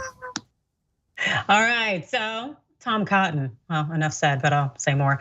Well, he attacked Democratic lawmakers essentially earlier today. And well, what the Republican Center did was he was essentially getting all up in arms about the First Step Act, which is a bill that was designed to support criminal justice reform. But the thing that Cotton seemed to forget is one key detail, that essentially that bill, well, kind of became a law. It was signed back in 2018 by former President Donald Trump. So let's essentially watch what happened on the Senate floor. It's your party that voted in lockstep for the First Step Act that let thousands of violent felons back on the street who have now committed innumerable violent crimes. First Step Act, the Democrats did the First Step Act. The Republicans were in the majority. It was a bill sponsored by Senator Grassley, Durbin, Lee, and many others. And who signed it into law? Donald Trump signed it into law, the so-called Democratic measure. Yes, it's true that President Trump signed the First Step Act. The First Step Act was the worst mistake of the Trump administration. Yes, it's true that a number of Republican senators voted for it. They were wronged. Clearly Cotton backpedaling. Well, let's essentially look at who actually voted in favor of the First Step Act. And indeed, 47 Democrats and 38 Republicans. As you can see, you guys want to put up that chart there? Yeah, really. Mind you, this was in 2018 when the act was passed. And so since then, has the First Step Act really done all that Cotton claims it did in terms of our streets being overrun with violent criminals? Well, per PolitiFact, that's not actually what really has gone down. So the law trimmed down mandatory minimum sentences for certain drug offenses, retroactively reduced the sentencing disparity for crack and powder cocaine, and expanded on good time credits for inmates seeking to shorten their sentences by demonstrating good behavior. Also, per the Washington Post, more than 3,000 federal inmates have been released from prison under the First Step Act since it was signed by President Donald Trump in 2018. And you know what? Why don't we go ahead and check out this chart from Pew Research Center? Because we know that Trump is happily taking credit for the bill that Republican Cotton is now attacking. But overall, Trump did contribute to a modest amount and decrease when it comes to federal prison population, as did Obama. But even so, our incarceration rate is still far, far higher than other comparable democracies in the world. So this isn't really a flex. And as this chart here will show, 644 Americans are incarcerated per 100,000 people. The US really seems to eclipse other nations, and crime rates don't accurately explain our insane incarceration rates. Also, we have this wonderful study from a prison policy initiative, and it essentially found that the incarceration rates in every US state are out of line with the entire world. And we found that this disparity is not explainable by differences in crime or violent crime. In fact, there is little correlation between high rates of violent crime and the rate at which the US states lock people up in prison and jails. Cenk, how do you feel about this? Yeah, so the idea that we're so much more criminal in America than other countries, or so much more violent than other countries. Well, when it comes to gun violence, there's some truth to that. But other than that, no, of course, we're human beings like everybody else. Really, does everybody agree that Americans are more vicious and more likely to be criminals than others? Of course not, right? So why are we locking people up at this gargantuan rate? Well, tough on crime nonsense, and of course, now we have private prisons. So people literally make money off of taking away your freedom. Now, Republicans should be super mad about that, but they love private prisons, as they claim that masks are the real problem against Mexico. You know what's a real problem against your freedom? Prisons. Prisons run for profit that make more money, no matter who they imprison, whether you're guilty or not. And those same private prisons giving money to politicians. Okay, now on to the specifics of this case. First, of course, let's note Tom Cotton. Oh, can you believe the Democrats did this? Actually, it was Trump. Oops. That's just hilarious, right? But he's a Republican. They think, what difference does it make? I'll just lie, and everybody on my side will believe me, and we'll move on with our lives. In fact, I'm surprised he even clarified anything. Usually they just say the lie and then move on with their lives. And I'm surprised Dick Durbin pushed back at all. Normally Democrats are like on the floor, like cowering in front of Republicans. So tweak them a tiny bit. Okay, wow, we're making progress. So now, but get to the real issue here, which is criminal justice reform. First of all, why did Republicans support it? Well, I'll tell you why. We talked about it at the time, because now tons and tons of white people were being put in jail because of OxyContin. Because so many people got addicted to both Oxy and heroin. And in this country, we do something insane. We lock up people who have a health problem. We put them in prison where their health problem gets worse. So when we were doing it to black people, Republicans loved it. When we started doing it to white people, they're like, whoa, whoa, whoa, this is a bridge too far. Okay, so that's why Republican senators got on board. Trump got on board for a variety of reasons, but mainly because of Jared Kushner. That was the one good thing that he did. So we, unlike Tom Cotton and the Republicans, are fair. I like the First Step Act. Some people on the left say it wasn't enough. We shouldn't have worked with Republicans. I don't agree. I think that it was a good first step. And by the way, that was under Trump. I'll give credit to Trump. Joe Biden said he was going to do criminal justice reform. You know what he's done? Nothing, zero. So I think Trump's a monster. I think he's a fascist. I think he would end our democracy. But on criminal justice reform, shockingly, I've got Trump at 1 and Biden at 0. Yeah, it definitely seems to be the case here, particularly in terms of the Democrats not necessarily doing anything. But I am glad that Durbin did call out Cotton in this instance, even though it kind of quasi gives kudos to Trump. But you're absolutely right. It was a great first step. But in terms of moving forward, what are we going to do? Because simply ending prison privatization at the federal level, that's not good enough. There needs to be more, especially at the state level where there are so many high rates of incarceration, particularly when it's black and brown people, and just entering that prison pipeline system and how it impacts your life. It just seems like another avenue that a lot of the Republicans are using to disenfranchise people, whether it's from opportunities, access to jobs, social services, even the access and opportunity to vote, as we saw go down in Florida. And so it's wild to me how Cotton would have the nerve to get up there and essentially try to place blame and create this faux criminal situation that doesn't even really exist. But I think we're seeing that from a lot of Republicans right now, trying to push the ideology that there is some kind of crime wave going on so that they can justify their spending for law enforcement as well as their prison systems. Yeah, the last piece of irony here is Tom Cotton basically saying, we're so sorry we ever did anything right. We didn't mean it. All right. And that was the worst part of the Trump administration. Always nice, yes. All right, so going from capitalism and sticking with capitalism. So essentially we've made clear on the show that corporate greed is one of the root causes, if not the main, of our current inflation crisis. But now you essentially can't call out corporations on social media platforms like Instagram and Facebook, because if you do, you're gonna get fact checked and also gaslit. Here is an example. So this post is by Dan Price and it says ExxonMobil, highest profit in 7 years, Chevron, highest profit in 7 years, Shell, same thing. BP, highest profit in 8 years, gas prices, highest in 7 years. Guess it's just that inflation. Well, when you click on the fact check flag, well, this is what comes up. Missing context. Independent fact checkers say information in this post is missing context and could mislead people. Jump to the bottom and it reads, more information. Corporate price hikes are not root cause of soaring US inflation. Wow, that's really interesting how that's what their fact check is revealing, but also that post wasn't hyperbole because guess what? These are facts and they are from mainstream media outlets nonetheless. So check out Dan Price's tweet here where he essentially produces receipts on receipts. CBS News, New York Times, Wall Street Journal, Reuters. It's essentially what? Instagram, Facebook calling them liars? What am I missing? But also the thing is, I'm not missing having this kind of experience on Facebook because they're also doing this kind of censoring. So this is an example from Occupy Democrats. Can we stop calling it inflation and call it what it really is? Price gouging and corporate greed.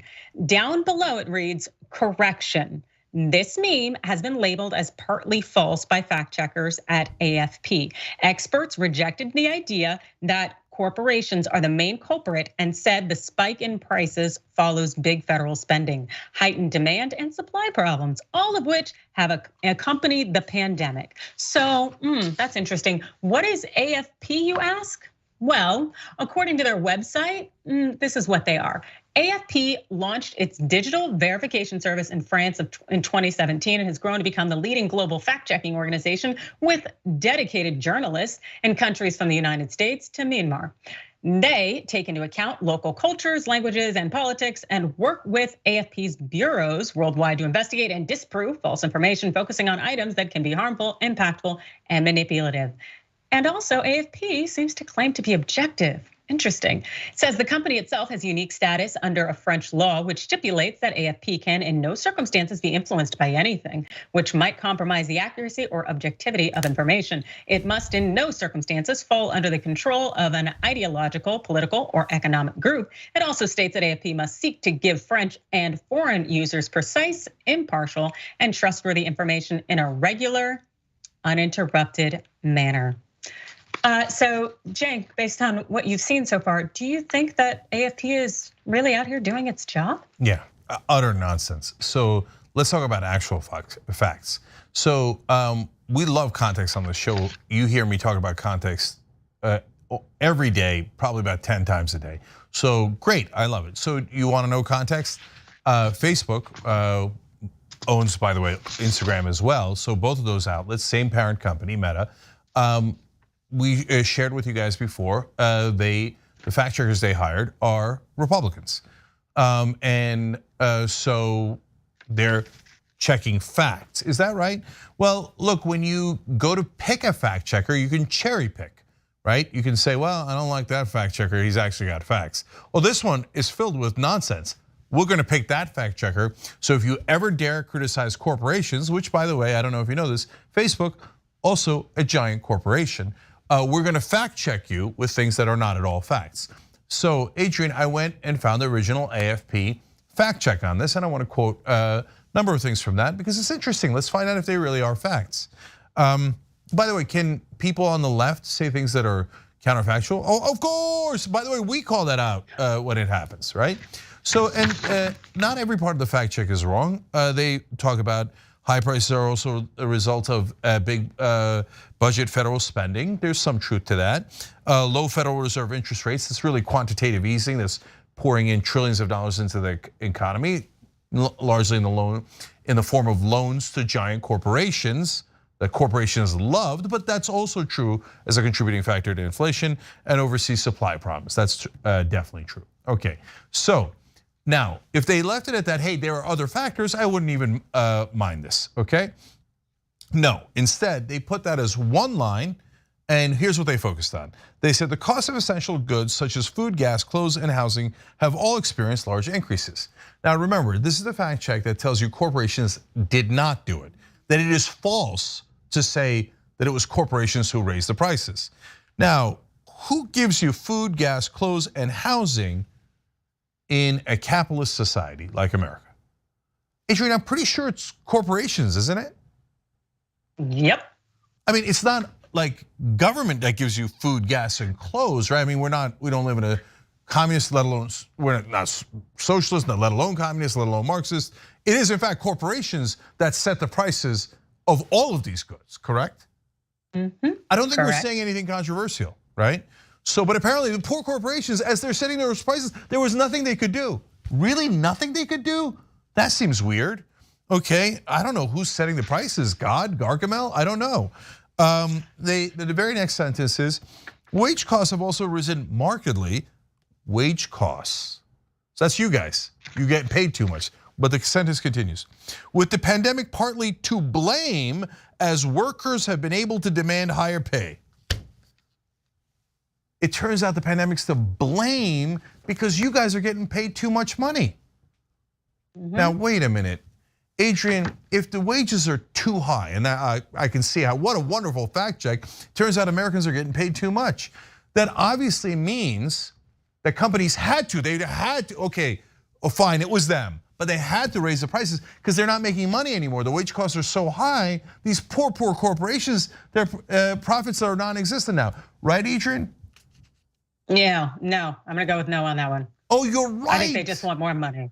You're right. Not only are they still making tons of revenue, they're still making billions of dollars in profits. And not only are they making billions of profits, their profits have increased substantially. We've already given you dozens of examples in previous shows. I'll just give one that's representative. McDonald's profits have risen 59% in the last year. But they had to increase the prices for you guys. Otherwise, how could they make near 60% profit? Okay, now AFP gives you none of that context. Instead, as you can see here, they say corporations, we couldn't help it. The poor corporations, not their fault. It's employees demanding a higher wages, how dare they? But they did quote real experts here. The main person they quote throughout the piece is Desmond Lockman, a senior fellow at the American Enterprise Institute. Funny enough, AFP does not note that American Enterprise Institute is one of the most conservative think tanks in America, funded largely by giant corporations. You would think that in a fact check, that might be a relevant fact. So what did Lockman say?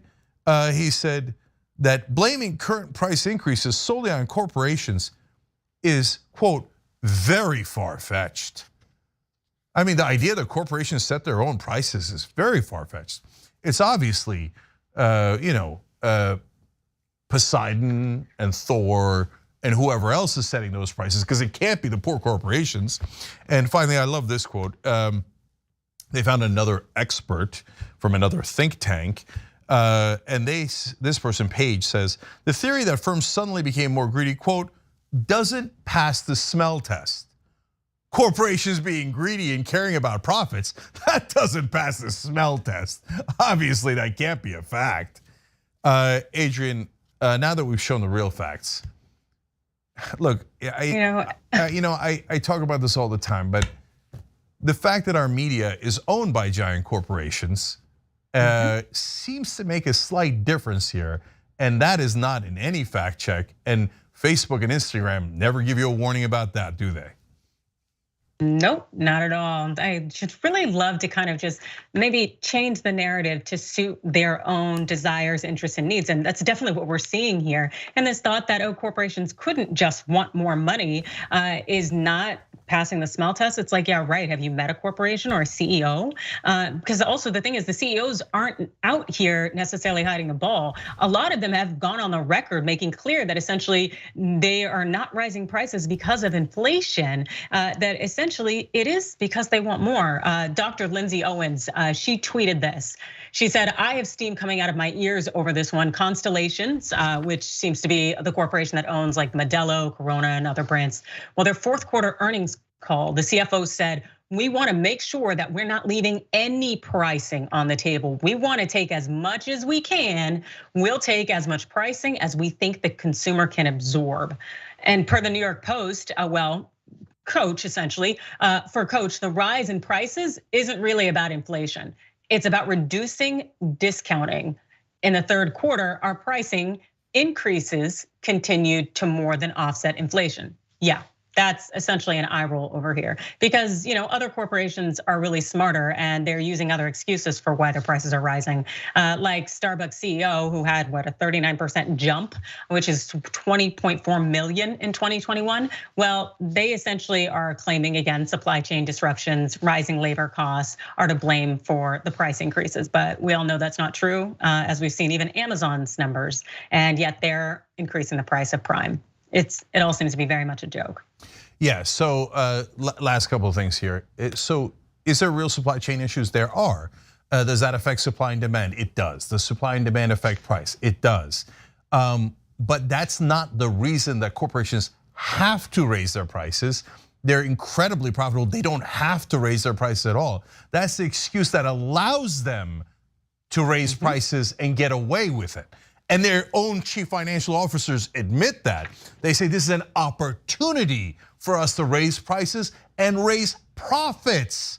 So when they do a fact check pretending like poor little corporations had nothing to do with it and there was nothing they could do, when in reality, corporations took it as a wonderful opportunity to price gouge, and their own executives admit it, shows you that the original posts were exactly right. And I'll give you more examples. McDonald's made $7.5 billion in profits last year. ExxonMobil made $8.9 billion in profits in just the last quarter of the last year. And those are food and gas, the ones that AFP, Facebook, and Instagram are claiming had nothing to do with corporations at all, poor corporations. And finally, guys, this is why the right-wing lies are extra dangerous and harmful. Because when the right wing says outrageous lies about the election or coronavirus or vaccines, it gives an opportunity for these platforms to start labeling things. Say, hey, that's not true. And it almost forces them to do it. And once they start doing that, they're gonna be like, well, those are actually facts, but they're inconvenient facts. We don't like them, right? We'll call them false too. And hey, we have balance now. We said some things the right wing said isn't true, and some things the left wing said against us aren't true. And so that's what's now started. So now, not only do you have to be concerned about seeing fake facts on Facebook, you have to be concerned about seeing fake fact checks on Facebook. Yeah, they definitely are controlling what we see and think. Unfortunately. All right, we got to take a quick break. We'll be right back.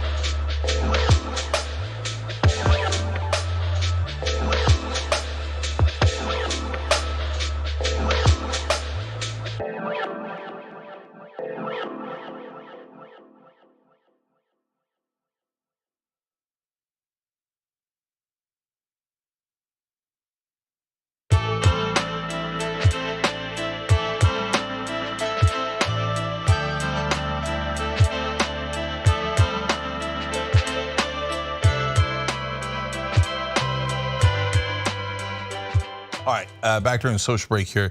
Let's go to Super Chat first. Warren McNeil says, it drives me crazy how these cable news actors continue to push for more war. Reagan killed the fairness doctrine, which was the first gear in the corporate machine. We need to bring it back. I actually don't agree with bringing back the fairness doctrine. That's a long conversation. Anna and I had that conversation once. If you're a member, you can check it out, tyt.com/join to become a member. But I definitely agree with you that the cable news anchors push for more and more war. The first time they broke with Biden, the love affair that they had with Biden and when he was running against Bernie Sanders was when he pulled troops out of Afghanistan. That's one of the few good things that he did, and cable news actors were furious over it. The media in this country is absolutely disgusting. All right, Dave Glass says, Cenk, you're the man. Thank you, Dave, I appreciate it. I just wanted to say thank you for creating the awesome network and creating a voice for the people and not the corporations. Thank you, brother. And look, that's why we asked you to join. That's why we asked you to be a member, tyt.com/join, because it's not me. Without the members, there is no TYT. It's you that's doing it. And thank you for the super chat. That makes a difference too. In fact, he had one others. He said, I thought I would throw out a few dragon monikers for yourself and see what you think. The Dragon of Democracy's Past, Mr. Jamaican Dragon, that's funny, or maybe the Young Turkish Dragon. Wonderful of you to say all of that, but we went with Justice Dragon. So when the dragon thing first came out, somebody suggested that, and of course I love that, given that I'm one of the co-founders of Justice Democrats. My upcoming book is called Justice is Coming. You can pre-order it at justicecomingbook.com, and I'm obsessed with the idea of justice, so I love that moniker. But Dave, thank you for all the wonderful comments. Franklin Sharpslicer wrote in, when herding my jackapoles at my jackapole ranch, or jackalope, I see the mishandling of funds by circumstance. It made me so mad, I crushed my porcupine eggs in my pants. What? Truth is irrelevant anymore. fascinating poem. We got a lot of poets in the audience, including Peter Hamby. Backstabbing party to keep the norms current, attack his donors. That's referring to the Jeffries story. We go to our, oh, by the way, speaking of the original Turk, the original Young Turk is my dad. He's got a book by that title, and that's on shoptyt.com. There's a good opportunity because they got a 20% off right now at shoptyt.com, so check that out. I'm out of time. Hit the join button below. Love, love, love. We'll be back.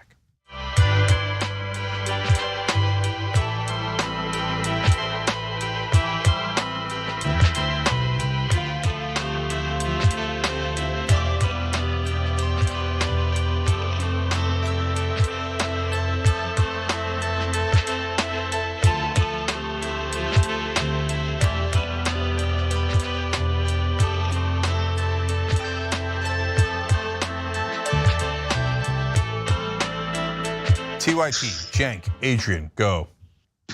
All right, so earlier this week, there was a right-wing rapper, Tyson James. He released a music video for his new song called Toxic. And as you can imagine, the music video was kind of aligned with the name of the song. And I know we've covered a lot of hateful conservative musicians on the show before, but this guy really takes the cake. Homophobic, transphobic, essentially a disgusting display, which would probably explain why Lauren Boebert likes it.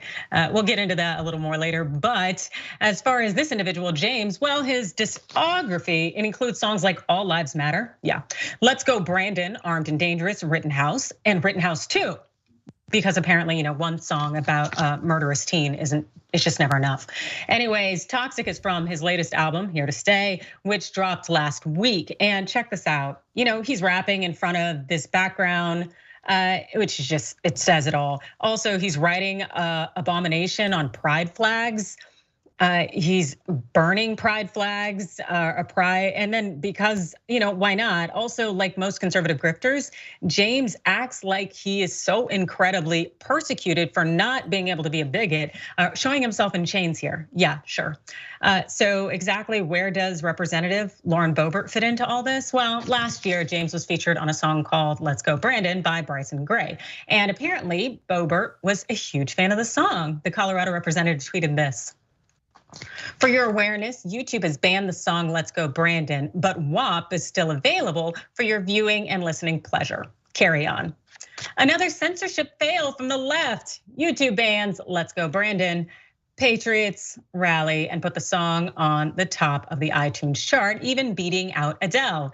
Good work. She then tags the artist before exclaiming, I've got my copy. Now, as far as James's recent song being released, Boebert has yet to put out any kind of statement, but she did manage to tweet this today. She said, I identify as non-binary. Oh, isn't that cute? That's really cute. She's special. What do you think, Jack? All right, so first of all, this is the party formerly pretending to be Party of Family Values. And they've got congressmen celebrating Let's Go Brandon, which of course is a euphemism for F Joe Biden. And every once in a while when a Democrat will say something about a Republican, it'll be the lightest little thing. You know how Democrats are. They're like, oh, I slightly disagree with Ted Cruz. They're like, oh, where has civility gone?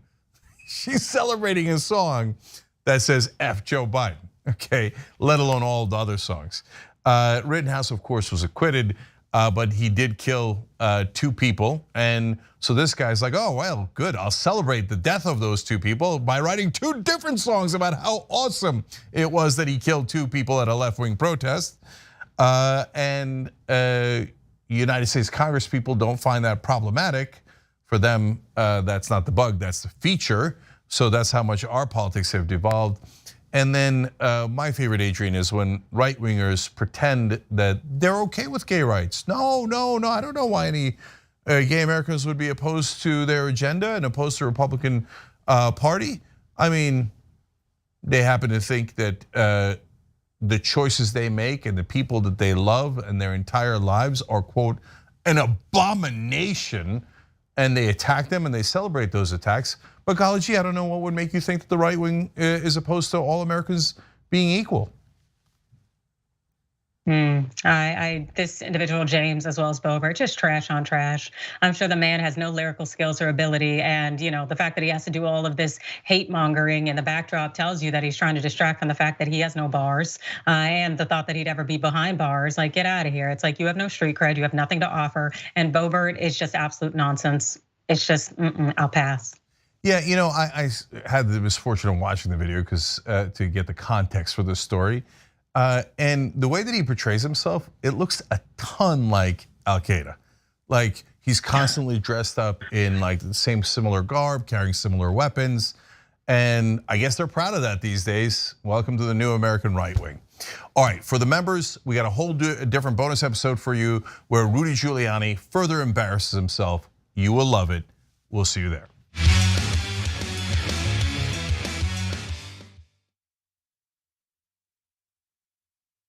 What's happening? I'm Rashad Richey, host of Indisputable with Dr. Rashad Richey right here on TYT.